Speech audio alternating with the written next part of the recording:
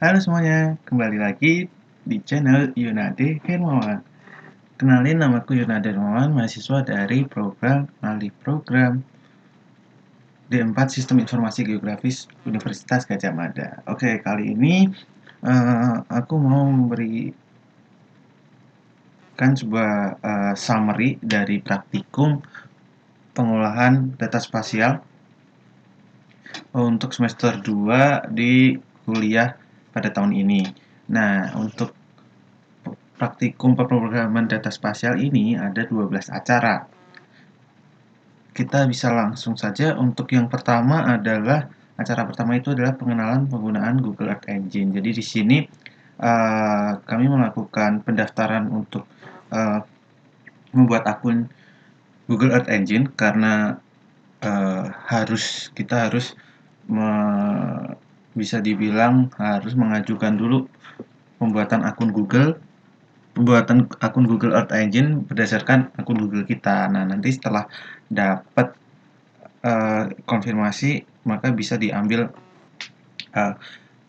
linknya dari email kita. Oke, lalu selanjutnya adalah eksplorasi platform Google Earth Engine. Yang pertama, kita di sini mencoba untuk menampilkan citra menggunakan ee.image. Di sini kita menggunakan citra modis, lalu membuat data NDVI menggunakan normalized difference sesuai dengan band yang kita gunakan. Terus nanti kita ditambahkan ke map dan akan muncul seperti ini. Oke, lalu yang kedua, acara yang kedua adalah acara temperatur. Di sini masih menggunakan GEE. Untuk acara yang kedua ini saya menggunakan location di sini untuk masking data agar data yang ditampilkan hanya Kecamatan Mundilan, Mungkit, dan Mertoyudan. Hasilnya seperti ini untuk data rasternya, dan di sini adalah data hasil grafiknya. Lalu untuk acara 3 itu ada Landsat Supervised Classification. Di sini untuk klasifikasi penggunaan lahan.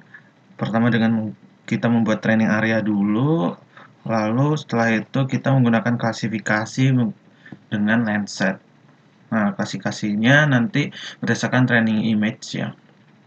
Di sini seperti ini. Kita juga bisa di ekspor ke TIFF dan bisa langsung di save atau di download di Google Drive.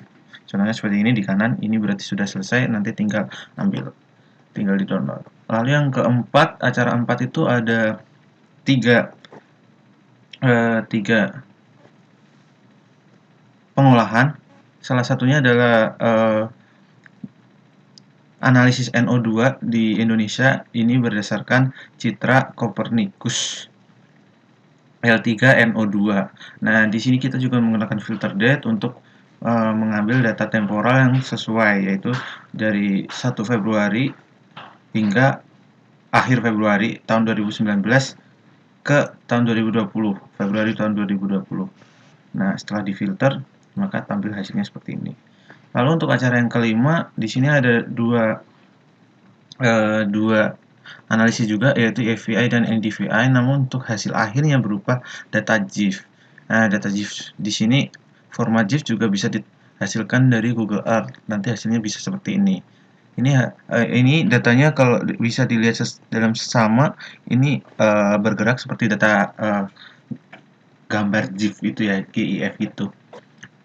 Dan bisa di-download, lalu bisa digunakan sesuai kebutuhan. Oke, selanjutnya ke acara ke-6. Acara ke-6 adalah penggunaan PC raster untuk pemodelan runoff.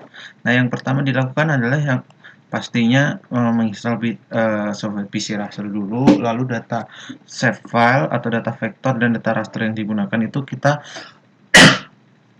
ubah dulu menjadi format ASCII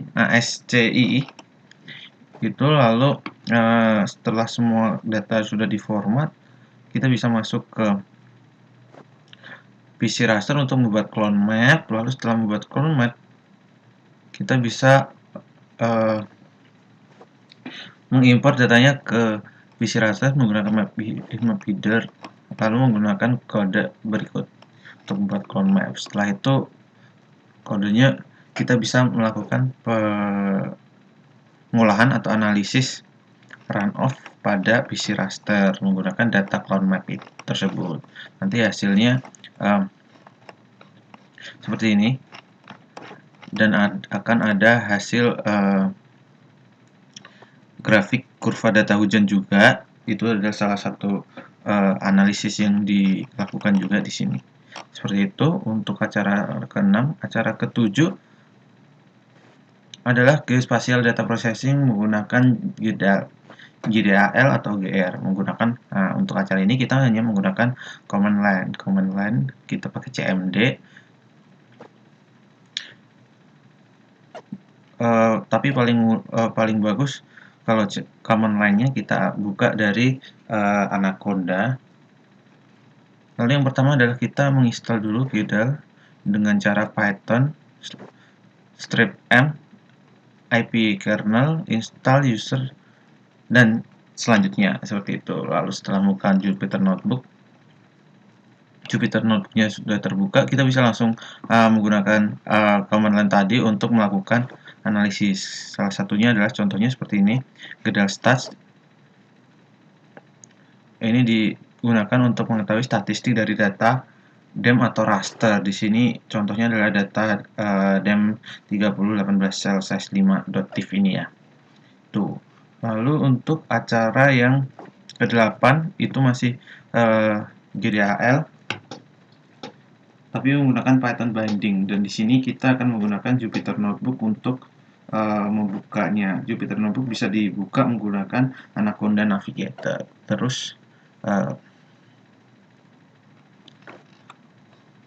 untuk script yang digunakan adalah seperti ini contohnya. Kita di sini menggunakan variable point dengan function geometri untuk membuat titik, lalu kita bisa menambahkan koordinat dari titik tersebut menggunakan add point, lalu bisa kita masukkan atau digunakan ke map. Dengan centernya kita bisa menggunakan get Y dan get X dari point, lalu data tersebut juga bisa ditampilkan menggunakan GeoJSON. Datanya seperti apa, jika sudah selesai maka bisa di add ke layer. Nanti hasilnya akan seperti ini, ada marker sesuai dengan apa yang kita buat tadi itu. Oke, selanjutnya adalah acara ke-9. Acara ke-9 ini masih menggunakan GDAL, tapi di sini kita menggunakan .NET Bindings.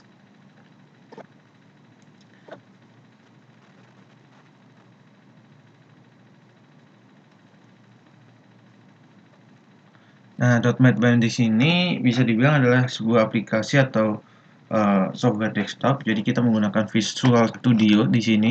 Saya menggunakan Visual Studio 2019. Lalu langkah pertama yang harus kita lakukan adalah membuat UI atau GUI, Graphic UI User Interface, seperti ini contohnya.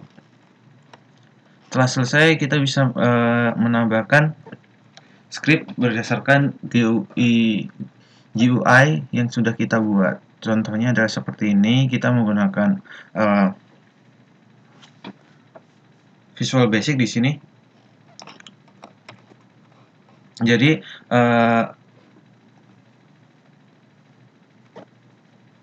aplikasi ini berfungsi untuk menampilkan menampilkan data vektor ke dalam muka peta. Contohnya seperti ini. Nanti di sebelah kiri akan ada table of content yang menampilkan data apa saja yang kita add ke aplikasi. Lalu sebelah kanan adalah muka petanya. Tuh. Lalu yang selanjutnya adalah acara yang ke-10. Acara ke-10 adalah Geospatial Data Science. Hampir mirip seperti GDAL yang tadi, cuman yang perbedaannya adalah di sini kita menggunakan murni Python. Lalu library yang digunakan ada 4 yang paling utama, ada NumPy, Plotly, Volume, sama Pandas. Selanjutnya akan ada beberapa banyak analisis. Namun salah satu yang paling utama yang di sini adalah pembuatan peta jumlah sebaran kasus COVID-19 di seluruh dunia. Source code-nya seperti ini, script yang kita gunakan. Data ini berdasarkan data frame yang kita unduh dari GitHub. Jadi open source. Lalu kita bisa ambil data tersebut dan gunakan koordinat yang ada pada data tersebut atau menggunakan nama negara. Jadi kita bisa konversi nama negara tersebut ke location atau koordinat, dan kita bisa menampilkan data tersebut berdasarkan negara tersebut. Contoh peta yang telah dibuat ada seperti ini. Lalu untuk yang acara 11 masih sama, spatial analysis dan geospatial data science menggunakan Python. Cuman di sini kita ada banyak analisis, salah satunya adalah seperti berikut. Akan saya jelaskan beberapa. Yang pertama adalah fast marker cluster. Marker ini kita gunakan, selain menggunakan marker, kita juga bisa membuat cluster dari marker tersebut. Jadi jika zoom yang kita gunakan itu masih sangat besar, maka otomatis marker-marker yang berdekatan akan tertampil sebagai satu cluster seperti ini. Dia akan menjadi satu dan akan menjadi sebuah cluster dengan angka 3. Berarti di sini ada 3 marker. Tapi kalau dia tidak ada marker yang berdekatan, maka bisa langsung ditampilkan sendiri seperti ini. Ini yang angka 2. Nah, untuk yang biru-biru kuning ini itu adalah heat map. Heat map ini digunakan untuk menampilkan intensitas atau jumlah data yang ada pada daerah tersebut. Nah, bisa dilihat di sini kalau range-nya masih di angka 2 sampai 5, dia datanya marker atau cluster yang ditampilkan masih berwarna hijau dengan warna kebiruan di sekitarnya. Itu mungkin menunjukkan lokasi markernya juga. Itu jika di zoom nanti markernya akan terlihat satu-satu tergantung dengan skala yang ditampilkan ya. Nah, tapi untuk data yang besar, misal ini 11, dia bisa dilihat di sini heatmap-nya terlihat dia lebih panas atau bisa dibilang warnanya lebih kuning gitu ya. Oke, ini masih sama. Nah, selanjutnya di sini kita dalam Python, terutama untuk data science, kita juga bisa menggunakan bar plot. Di sini menggunakan Seaborn SNS untuk menampilkan rata-rata temperatur berdasarkan data yang kita punya tadi. Nah, rata-rata temperatur itu bisa kita lihat berdasarkan juga ke seberapa besar rata-rata temperaturnya berdasarkan country-nya di sini. Seperti itu. Lalu yang terakhir, acara ke-12 adalah geospatial data science lagi, cuman di sini kita menggunakan R. Jadi kita menggunakan bahasa R dan RStudio.